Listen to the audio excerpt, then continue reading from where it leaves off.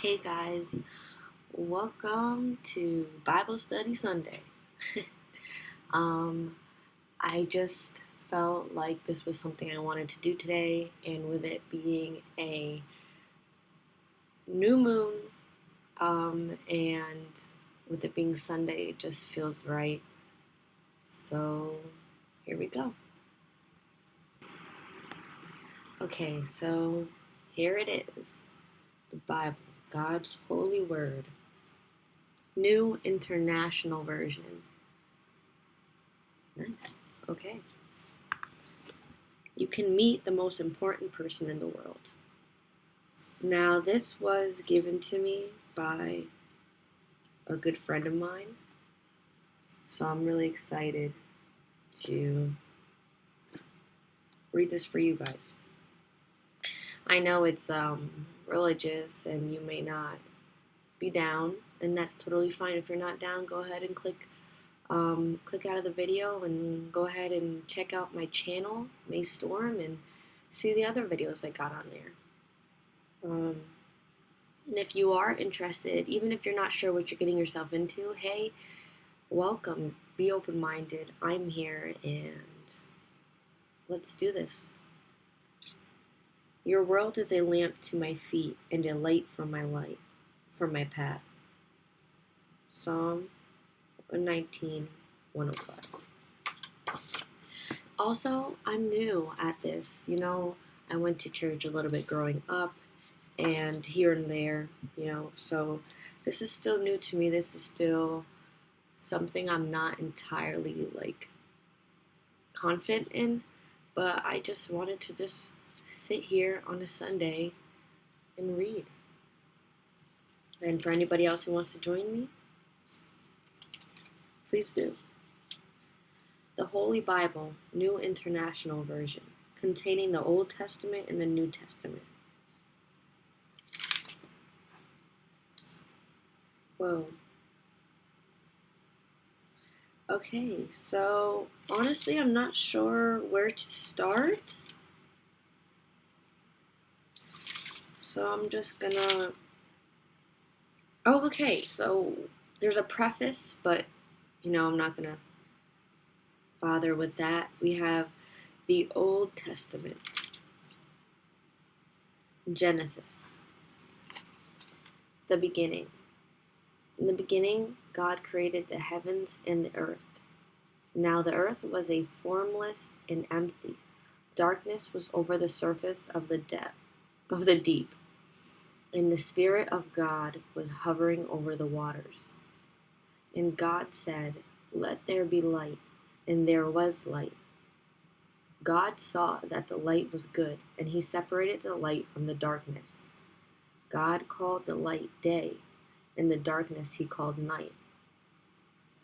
And there was evening, and there was morning, the first day. And God said, "Let there be an expanse between the waters to separate water from water." So God made the expanse, and separated the water under the expanse from the water above it. And it was so. God called the expanse sky, and there was evening, and there was morning, the second day. And God said, "Let the water under the sky be gathered to one place, and let dry ground appear." And it was so. God called the dry ground land, and the gathered waters he called seas, and God saw that it was good. Then God said, "Let the land produce vegetation, seed-bearing plants, and trees on the land that bear fruit with seed in it, according to their various kinds." And it was so.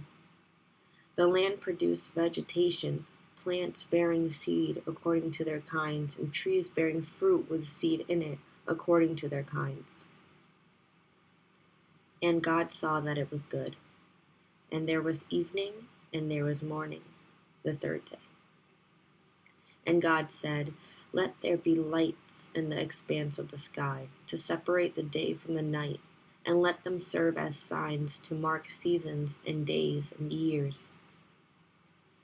And let them be lights in the expanse of the sky to give light on the earth." And it was so. God made two great lights, the greater light to govern the day and the lesser light to govern the night. He also made the stars. God set them in the expanse of the sky to give light on the earth, to govern the day and the night, and to separate light from darkness. And God saw that it was good. And there was evening and there was morning, the fourth day. And God said, "Let the water teem with living creatures, and let birds fly above the earth across the expanse of the sky." So God created the great creatures of the sea, and every living and moving thing with which the water teems, according to their kinds, and every winged bird according to its kind. And God saw that it was good. God blessed them and said, "Be fruitful, and increase in number, and fill the water in the seas, and let the birds increase on the earth." And there was evening, and there was morning, the fifth day. And God said, "Let the land produce living creatures according to their kinds, livestock, creatures that move along the ground, and wild animals, each according to its own kind." And it was so. God made the wild animals according to their kinds, the livestock according to their kinds, and all the creatures that move along the ground according to their kinds. And God saw that it was good. Then God said, "Let us make man in our image, in our likeness, and let them rule over the fish of the sea and the birds of the air, over the livestock, over all the earth, and over all the creatures that move along the ground." So God created man in his own image. In the image of God he created him. Male and female he created them. God blessed them and said to them, "Be fruitful and increase in number. Fill the earth and subdue it. Rule over the fish of the sea and the birds of the air and over every living creature that moves on the ground." Then God said, "I give you every seed-bearing plant on the face of the whole earth, and every tree that has fruit with seed in it. They will be yours for food. And to all the beasts of the earth, and all the birds of the air, and all the creatures that move on the ground, everything that has the life in it, I give every green plant for food." And it was so. God saw all that he had made, and it was very good. And there was evening, and there was morning, the sixth day. Whew. Okay, guys, that was Genesis 1. I'm assuming, because now on the top of this page it says Genesis 2:1. You know what? Let's keep reading, shall we? Genesis 2. Thus the heavens and the earth were completed in all their vast array. By the seventh day, God had finished the work he had been doing. So on the seventh day he rested from all his work. And God blessed the seventh day and made it holy, because on it he rested from all the work of creating that he had done. And that's Sunday. That's today. And it's kind of fitting that we're doing this as well. It just feels right. So let's keep going. Adam and Eve. This is the account of the heavens and the earth when they were created. When the Lord God made the earth and the heavens, and no shrub of the field had yet appeared on the earth, and no plant of the field had yet sprung up, for the Lord God had... Here, let me utilize my bookmark here. Okay. Let's start from the top. Adam and Eve. This is the account of the heavens and the earth when they were created. When the Lord God made the earth and the heavens, and no shrub of the field had yet appeared on the earth, and no plant of the field had yet sprung up, for the Lord God had not sent rain on the earth, and there was no man to work the ground. But streams came up from the earth, and watered the whole surface of the ground. The Lord God formed the man from the dust of the ground, and breathed into his nostrils the breath of life, and the man became a living being. Now the Lord God had planted a garden in the east, in Eden, and there he put the man he had formed. And the Lord God made all kinds of trees grow out of the ground, trees that were pleasing to the eye and good for food. In the middle of the garden were the tree of life and the tree of knowledge of good and evil. A river watering the garden flowed from Eden. From there it was separated into 4 headwaters. The name of the first is the Pishon. It winds through the entire land of Havilah, where there is gold. The gold of that land is good. Aromatic resin and onyx are also there. The name of the second river is the Gihon. It winds through the entire land of Cush. The name of the third river is the Tigris. It runs along the east side of Ashur. And the fourth river is the Euphrates. Guys, also please forgive me in this video, and if I proceed to make more in the future, please forgive any mispronunciation, any funny mouth sounds. Bear with me. No one's perfect, right?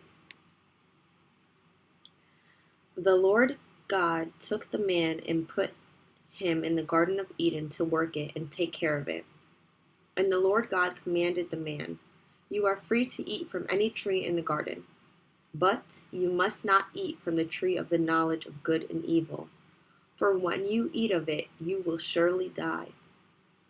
The Lord God said, "It is not good for the man to be alone.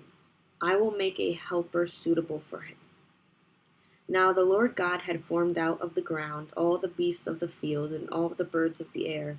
He brought them to the man to see what he would name them. And whatever the man called each living creature, that was its name. So the man gave names to all the livestock, the birds of the air, and all the beasts of the fields. But for Adam, no suitable helper was found. So the Lord God caused the man to fall into a deep sleep. And while he was sleeping, he took one of the man's ribs and closed up the place with flesh. Then the Lord God made a woman from the rib he had taken out of the man, and he brought her to the man. The man said, This is now bone of my bones and flesh of my flesh. She shall be called woman, for she was taken out of man. For this reason, a man will leave his father and mother and be united to his wife, and they will become one flesh. The man and his wife were both naked, and they felt no shame. The fall of man. Now the serpent was more crafty than any of the wild animals the Lord God had made. He said to the woman, "Did God really say you must not eat from any tree in the garden?" The woman said to the serpent, "We may eat fruits from the trees in the garden, but God did say, you must not eat fruit from the tree that is in the middle of the garden, and you must not touch it, or you will die." "You will not surely die," the serpent said to the woman. "For God knows that when you eat of it, your eyes will be opened, and you will be like God, knowing good and evil." When the woman saw that the fruit of the tree was good for food and pleasing to the eye, and also desirable for gaining wisdom, she took some of it and ate it. She also gave some to her husband, who was with her, and he ate it. Then the eyes of both of them were opened, and they realized they were naked. So they sewed fig leaves together and made coverings for themselves. The man and his wife heard the sound of the Lord God as he was walking in the garden in the cool of the day, and they hid from the Lord God among the trees of the garden. But the Lord God called to the man, "Where are you?" He answered, "I heard you in the garden, and I was afraid because I was naked, so I hid." And then he said, "Who told you you were naked? Have you eaten from the tree that I commanded you not to eat from?"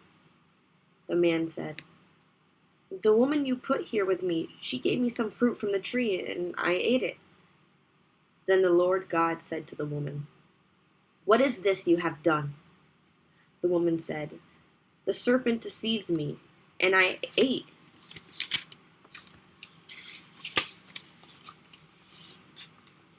So the Lord God said to the serpent, "Because you have done this, cursed you are above all the livestock and all the wild animals. You will crawl on your belly, and you will eat dust all the days of your life. And I will put enmity between you and the woman, and between your offspring and hers. He will crush your head, and you will strike his heel." To the woman he said, "I will greatly increase your pains in childbearing. With pain you will give birth to children. Your desire will be for your husband, and he will rule over you." To Adam he said, "Because you listened to your wife and ate from the tree about which I commanded you, you must not eat of it. Cursed is the ground because of you. Through painful toil you will eat of it all the days of your life. It will produce thorns and thistles for you, and you will eat the plants of the field. By the sweat of your brow you will eat your food until you return to the ground, since from it you were taken. From dust you are, and to dust you will return." Adam named his wife Eve, because she would become the mother of all the living.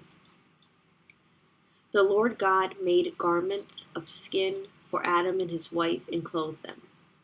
And the Lord God said, "The man has now become like one of us, knowing good and evil.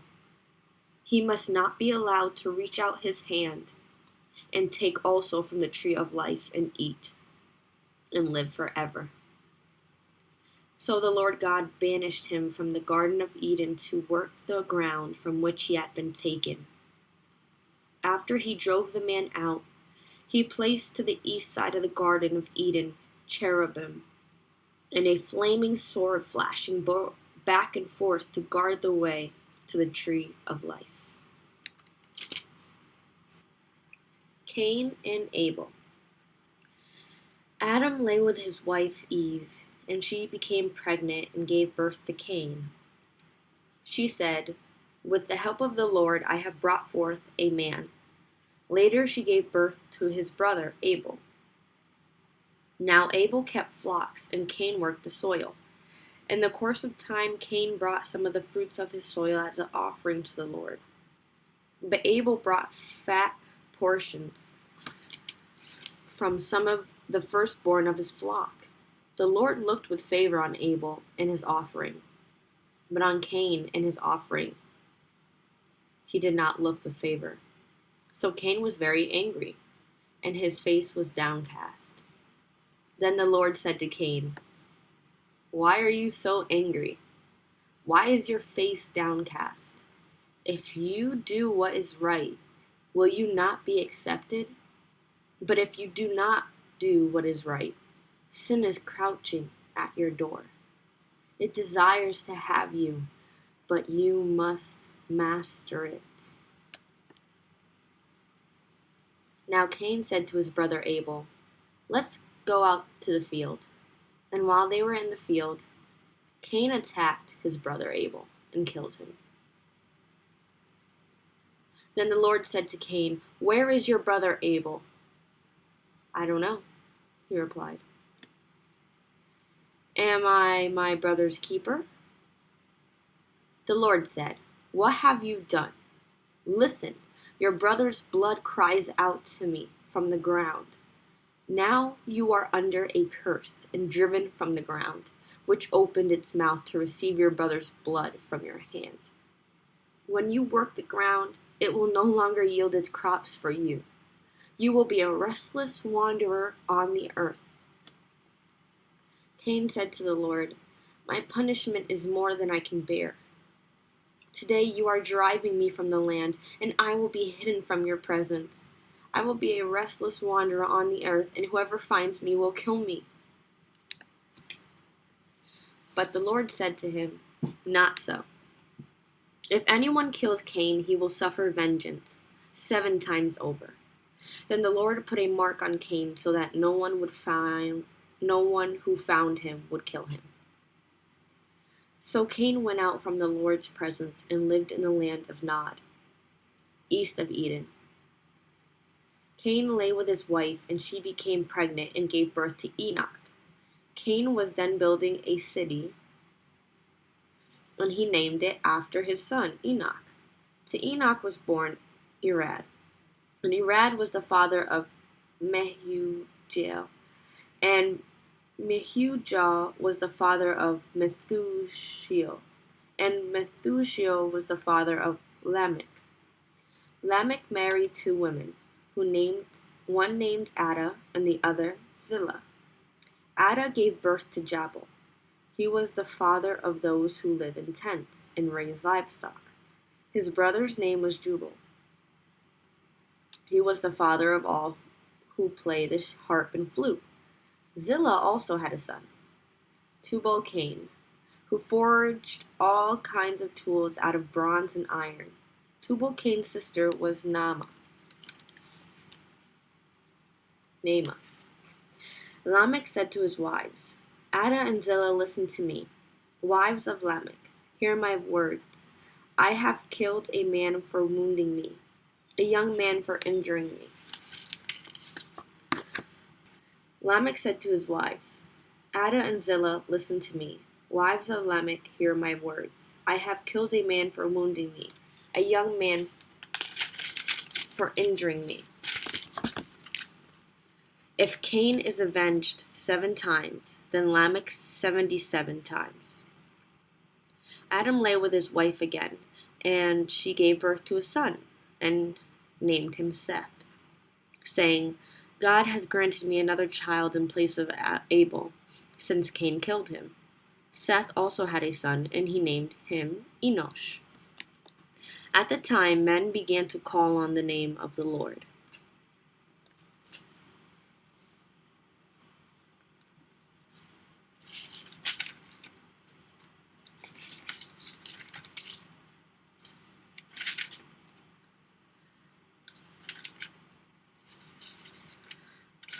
Okay, guys, I'm gonna end that there.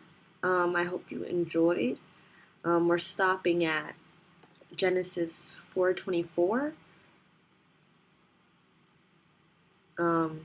chapter 5, I'm assuming, from Adam to Noah.